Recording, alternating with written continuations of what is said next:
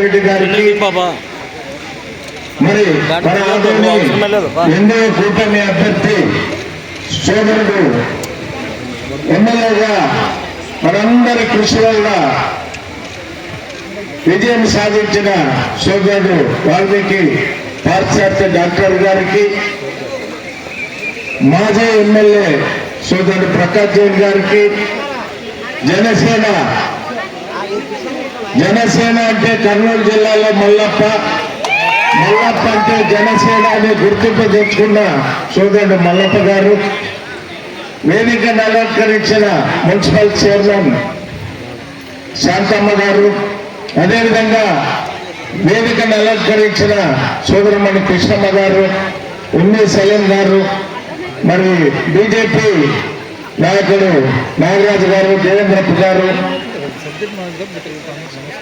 వేదికను అలంకరించిన తెలుగుదేశం, బీజేపీ, జనసేన పార్టీలకు సంబంధించిన నాయకులు, ఈ సమావేశానికి విచ్చేసిన సోదరులు అందరికీ నమస్కారాలు. ముఖ్యంగా ఇది ప్రభుత్వ కార్యక్రమం, మంచి ప్రభుత్వం అనే ఒక పేరు మనం పెట్టా, ప్రజలు పెట్టారు. 100 రోజుల్లో ఒక మంచి ప్రభుత్వాన్ని ఎన్డీఏ కూటమి ద్వారా ఈ ఆంధ్ర రాష్ట్ర ప్రజానీకానికి మరి ఇచ్చిన ఘనత మన ముఖ్యమంత్రి నారా చంద్రబాబు నాయుడు గారు, ఉప ముఖ్యమంత్రి పవన్ కళ్యాణ్ గారు, బీజేపీ రాష్ట్ర అధ్యక్షురాలు పురంధరేశ్వర అక్క గారికి దక్కుతుంది. ఈరోజు ఒక్కసారి మనమందరం ఆలోచించాలి. భారతదేశంలో ఏ రాష్ట్రంలో కానీ నూతనంగా ఒక ప్రభుత్వం ఏర్పడిన తర్వాత అపోజిషన్ అధికారంలో ఉన్న వాళ్ళు కానీ, అపోజిషన్ పార్టీ వాళ్ళు కానీ, కొత్తగా ప్రభుత్వం వచ్చింది, కొన్ని రోజులు వాళ్ళకి అవకాశం ఇద్దాం, వాళ్ళు ఏ రకంగా పరిపాలన చేస్తారు, తదనంతరము ఒక 6 నెలలు సంవత్సరం తర్వాత మనం స్పందిస్తామనేది భారతదేశ రాజకీయాల్లో ఉన్న ఇది విధి విధానం. అయినా కానీ మన ప్రభుత్వం 100 రోజుల్లో మంచి ప్రభుత్వం అని పేరు వచ్చింది అంటే ప్రజల నుంచి వచ్చింది కాబట్టి మనం ధైర్యంగా మీటింగ్ పెట్టుకుంటున్నాం. ఈ కార్యక్రమం అంతా అధికారుల ద్వారా జరిగే కార్యక్రమం. ఈ కార్యక్రమానికి అధ్యక్షులు కూడా అధికారులే ఉంటారు, సచివాలయం ఉద్యోగస్తులు ఉంటారు. మనము దాంట్లో పాల్పంచుకొని వారితో పాటు మన ప్రభుత్వానికి ఈ పేరు ఎట్లా వచ్చింది, ఏ రకంగా వచ్చింది, ఇంత ధైర్యంగా ప్రజల్లోకి ఎలా పోతున్నామనేది ఒక్కసారి అందరు కూడా ప్రజలకు తెలియజేయవలసిన బాధ్యత మనందరిపైన ఉన్నది. ఈరోజు మంచి ప్రభుత్వాన్ని ఊరుకునే రాలే. ఒక్కసారి మీరు అందరూ ఆలోచించండి. ముఖ్యంగా ప్రభుత్వ ఉద్యోగస్తులు ఆలోచించండి.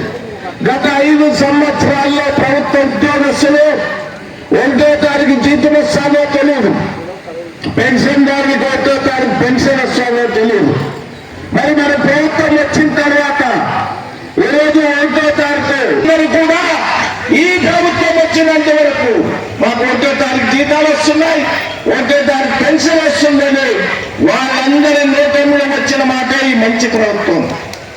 ఉద్యోగస్తుల్లో ఫస్ట్ ఈ ప్రభుత్వం పైన నమ్మకం వచ్చింది, ఇది మంచి ప్రభుత్వం అని వాళ్ళు భావించినందువల్లే ఈరోజు ఈ మంచి ప్రభుత్వం అనే కార్యక్రమాన్ని రూపొందించుకోవడం జరిగింది.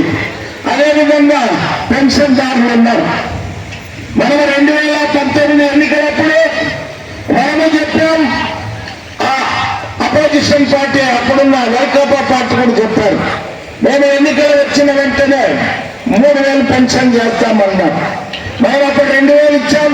మన గవర్నమెంట్ వచ్చింటే ఇమ్మీడియట్ గా 3000 ఇచ్చేవాళ్ళు. కానీ మరి గత ప్రభుత్వం 3 విడతలుగా పెంచి ఎన్నికల ముందు 3000 ఇచ్చారు. మరి మన ముఖ్యమంత్రి కానీ మన పార్టీ మేనిఫెస్టోలో కానీ ఎన్నికల సందర్భంలో కానీ 4000 పెన్షన్ ఇస్తాం, 3 నెలలకు కూడా కల్పిస్తాం. 1వ తారీఖు అధికారం వచ్చిందంటే 7,000 ఇస్తామన్నాం. ఆ రకంగా పెన్షన్లు, వితంతు పెన్షన్ కానీ, వృద్ధాప్య పెన్షన్ కానీ అన్ని కూడా 7,000 ఇచ్చాం. వికలాంగులకు 6,000 ఇచ్చాం. 5 ఏళ్ళు ఇచ్చింది ఆ ప్రభుత్వం, ఒకే రోజు ఇచ్చాం.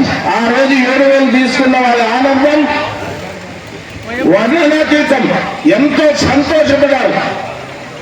ఆ రోజు ఆదంలో చికెన్ మార్కెట్ కానీ, మటన్ కానీ ఎక్కడ చూసే క్యూ, ఎందుకంటే 7,000 పెన్షన్ వచ్చాయి. తర్వాత వాళ్ళందరూ కూడా ప్రతి నెల ఆ రోజు వాలంటీర్ లేకపోతే లేదన్నారు. ఆ 3 నెలలు